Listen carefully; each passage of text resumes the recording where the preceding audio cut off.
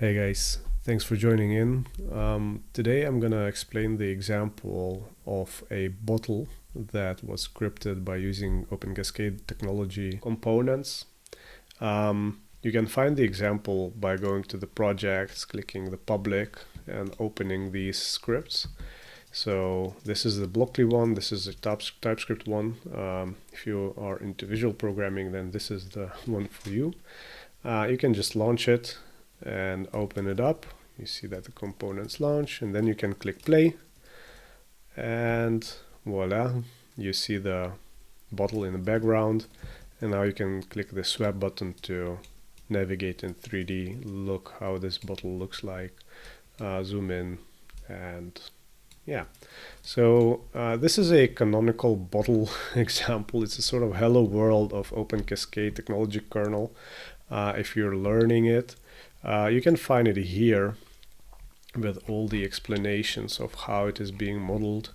And I'll be going through some of the steps of this tutorial, but then in bit by bit, just step by step, explaining how things work.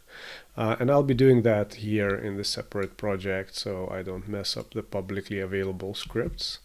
So let's close this one, and let's open that one. So here you see that the script hasn't been ran still, and I'll do that so you can understand that it's exactly the same script. I've used here some different dimensions. You can play with those as well here. So if you want to change the width of the bottle, the height or something, you can just do it here. So let's increase the height to 8 and run the script again, and you see that it updated to be of 8 units in Y direction. So we'll go through some of the concepts here, but maybe first we can tackle this idea that on the left we see the code that is responsible for initial setup and for drawing the result. So you see that we set up the height, thickness and width of the bottle. We have a grid here that is just for that grid ground that you see. If we delete it, it would go away. Then we see that the bottle is constructed with this make thick bottle with threading function, and that function is written out here, make thick bottle with threading, that uses width, height and thickness variables. And there's another function for threading, so that spiral that you see on top, it's in the separate function. So this is how the script is organized. This function is being called by that function, and that function is called here. Then when the bottle is constructed, it's put into this variable bottle, and then we can draw it. You can choose various options for colors and edge width and color in this component. So if you click play now, it would turn red. This is a standard stuff from Bitbybit, so you can construct also lights, and we see 2 lights here, 2-point lights that make the bottle look a bit nicer. So these lights are represented by the dots in 3D space as well.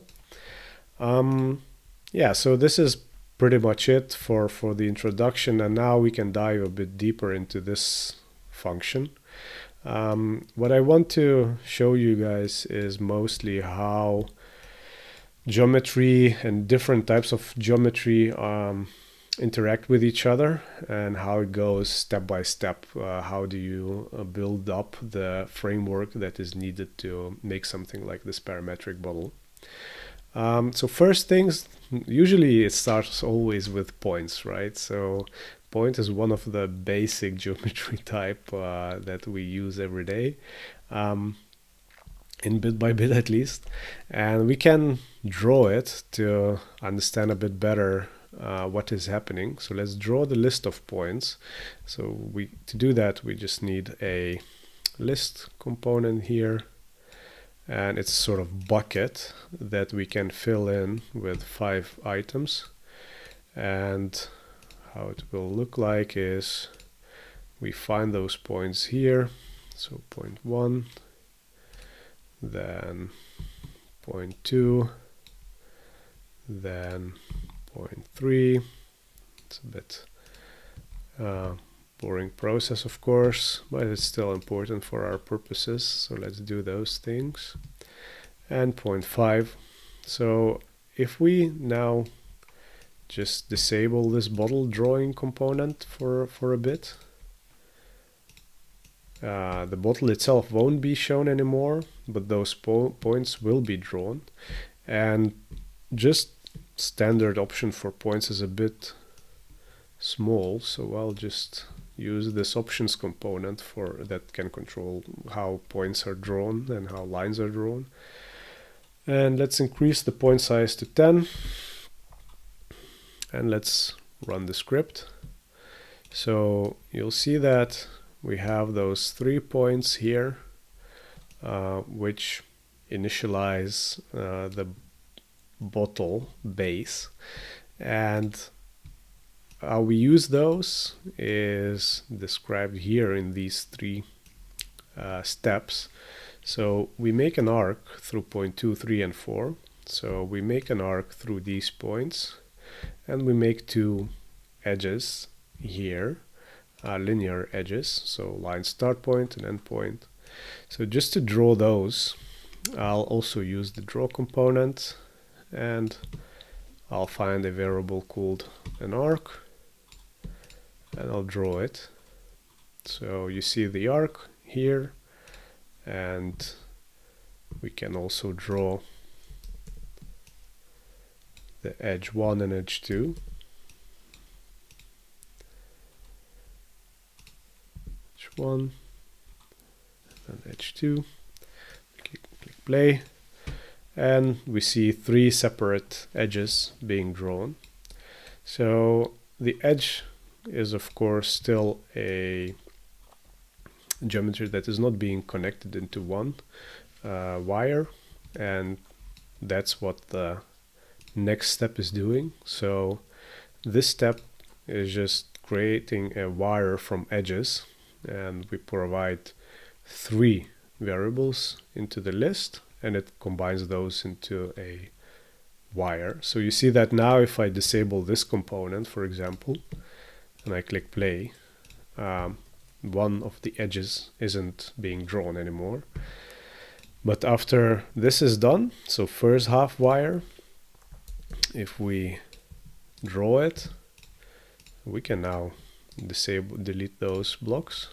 Let's delete those. Let's delete that, and let's just draw the first half wire.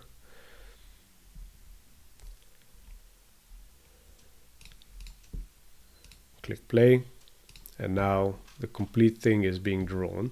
It's still half, because another half has to be still mirrored, and that's what we do in the next step. So we create a second half wire, and we mirror that shape that we had originally, and we create it. So if I draw that one and don't draw this one, so let's find the second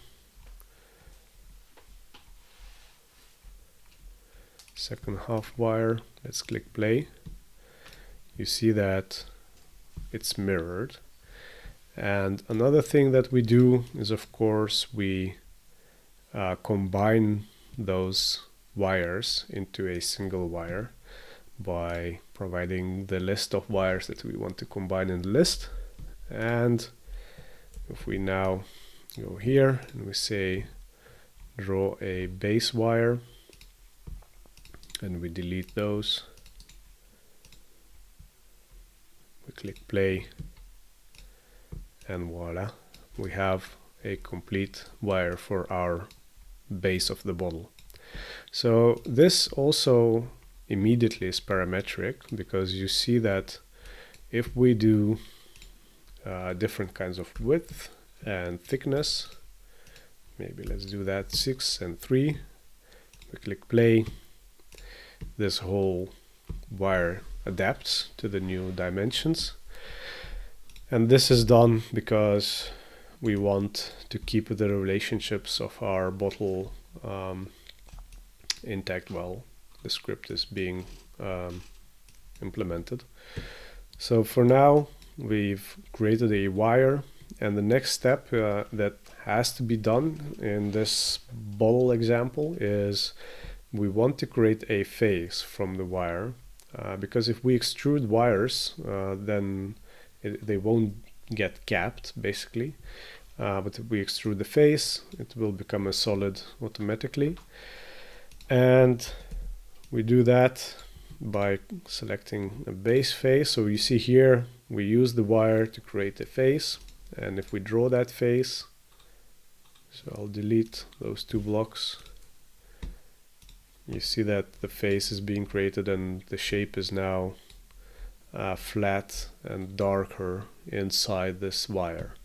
So that's a shape which now has area. It still doesn't have any volume, it's not a solid still. But if we now look into the next step, it's saying extrude OCC shape base face by the height. So if we draw that, you'll recognize, I hope, a bit the bottle.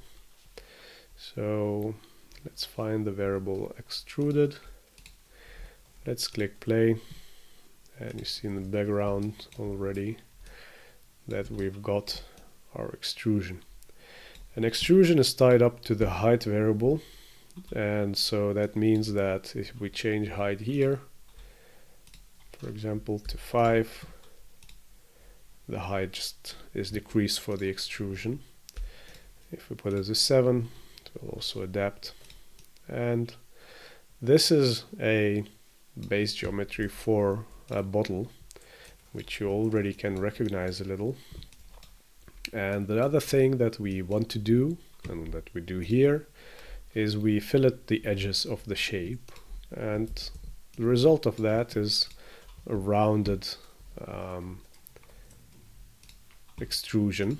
So if we delete that drawing component, we now just draw the extrusion. You'll see that it's rounded and not edgy anymore. So the edges are nice and clean.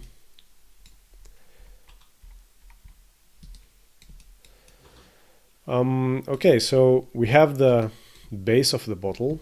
We don't yet have a neck of it, but the neck is constructed here. We have certain variables to compute its radius, location, height, and the axis.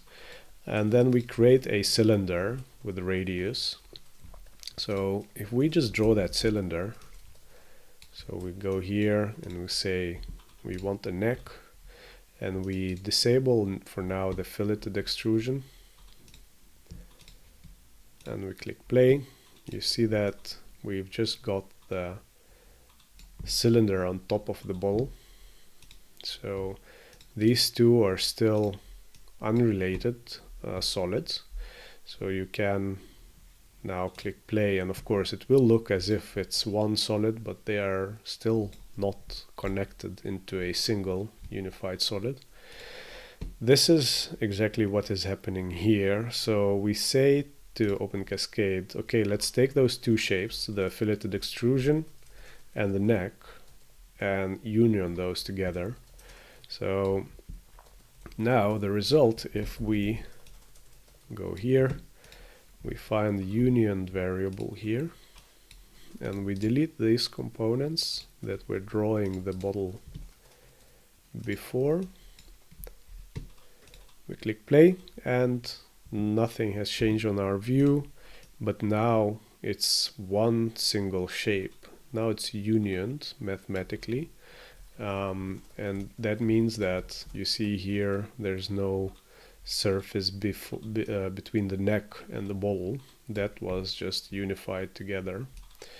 So this is nice. Now we have a bottle that looks like a bottle more or less, but it's still just a solid that has no, like the bottle to which you cannot pour water in, because there's no hole on the top and there's no thickness of the walls of this bottle.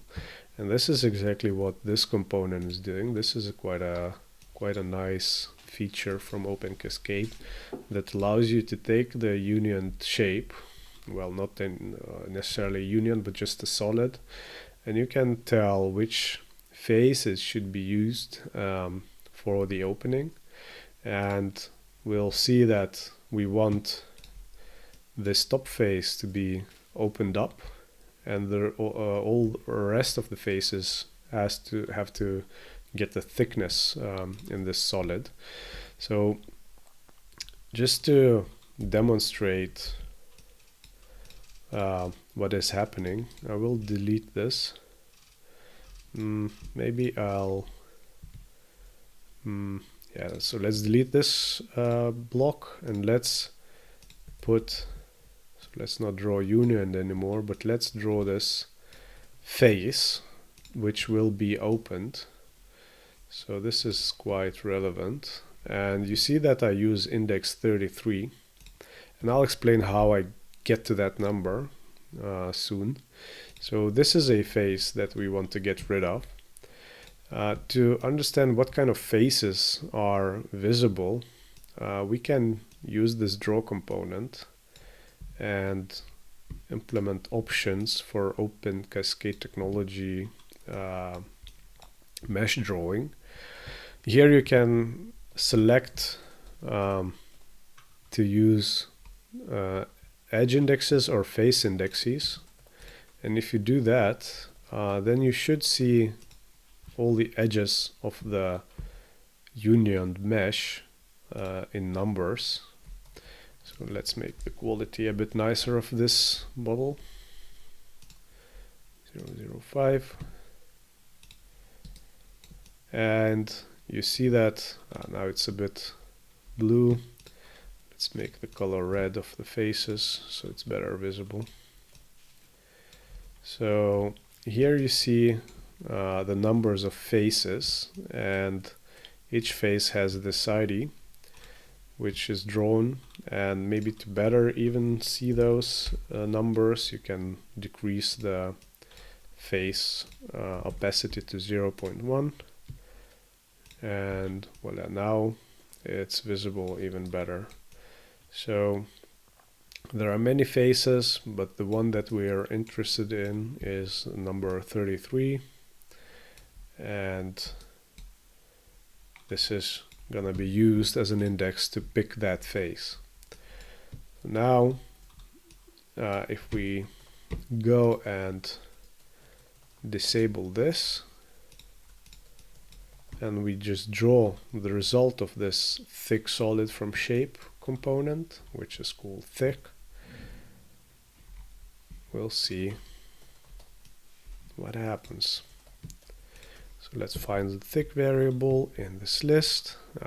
There are a lot of variables here, but they all just represent some intermediate step of the process. So if we click play, we see now that our bottle got a thickness to it, and this face, the top face, was removed as an opening. And this happens because we have this closing faces input. So first thing that we provide the component is the union shape itself, so the shape that we've seen before. Then we provided a list of faces that should be opened, and that's in this case only one face. And then we also provide the thickness of the solid. So this is computed by using the thickness variable.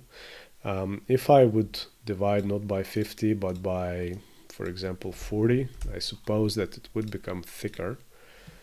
Yeah, so now it's a bit more thick, you can see that. Maybe 30 it would be, or 20 would make it even more. Yeah, so you see that now it's quite a thick bottle that has quite wide walls. So, but let's just put it back to 50 here. Yeah. Okay, so I guess you begin to understand how these steps work together, and how this bottle gets constructed. So we still see here those 5 initial points on the ground, and step by step we went through composition of this bottle. But another thing that we do, so now the bottle is looking like a bottle, but it still lacks that spiral on top. And in this video, I'm not gonna go into detail of how that is being constructed. I really think for more in-depth explanation, this tutorial can be followed, which has also nice diagrams that explain how that all is being done. So you see here that the ellipses are constructed on the neck, and then the loft is used to make it solid. And that all happens in this component. So there's a cylinder constructed, and on those cylinders there are curves constructed, 2D curves, then those are made into edges, etc., etc. These are a bit more mathematically involved processes, so not all steps can be visualized easily, but at the end the result is that you get that threading, and you can just visualize it here by doing this and finding the threading variable. So if we disable this block, we click play, and you see that this is the spiral that was used. It still is looking a bit ugly. We can use options to draw it a bit nicer. So 0, 0, 2, face color, edge width, let's make it thinner. Let's click play. Maybe too thin. Let's see. 0.5, play. Yeah, that's more like it. So this is a loft that is being made, and then at the end it's just unioned together with threading into a single bottle variable, and that variable is returned by the function to be drawn. So if I delete this, then I delete that, and I delete this, you see that we are left just with a script that draws the 5 points, and then the bottle is exactly the thing that is being returned here from that union, and we use it to draw the final result here. And we can do that by just going and doing this, and we're back to our original design with those 5 points that started it all. And yeah, I hope you guys understand a little now how composition of those geometric blocks work. Maybe important thing to say is that Bitbybit provides many algorithms from different kinds of libraries, but all of the algorithms almost that you see here, they come from this OCCT category, and that stands for Open Cascade Technology Kernel, which we expose and which just works and interacts with Babylon.js rendering scenes and stuff like that. So I hope you enjoyed it. I hope it's valuable to you, and I hope this is a sort of nice introduction into Bitbybit and also Open Cascade Technology Kernel. I hope to see you in the next videos. Bye.